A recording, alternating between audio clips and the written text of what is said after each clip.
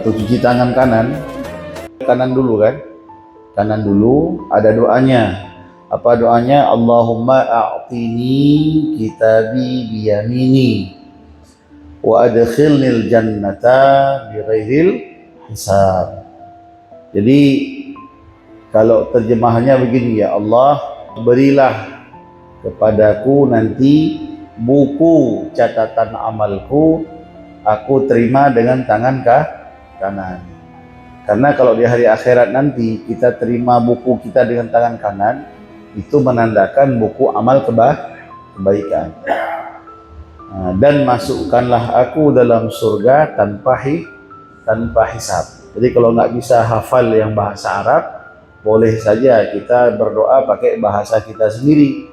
Apa doanya di situ? Ya Allah, mudah-mudahan tangan kanan ini yang akan menerima buku catatan amalku nanti di hari akhirat, dan masukkanlah aku dalam surga tanpa hisab. Itu yang kita bacakan waktu mencuci tangan kanan. Jadi kalau begitu nggak sempat kita ngobrol kalau sedang wudu, karena ada doa semua.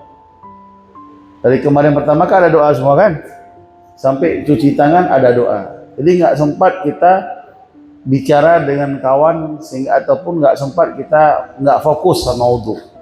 Pasti fokus kalau kita amalkan ini, karena setiap yang kita lakukan pasti ada doa. Itu dicatat doanya. Waktu cuci tangan kanan, doanya apa?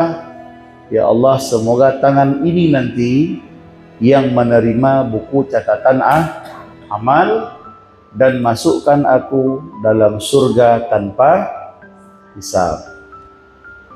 Ini masih tangan kanan, belum tangan kiri. Mulainya dari mana? Dari telapak tangan sampai ke siku, sambil baca doa tadi.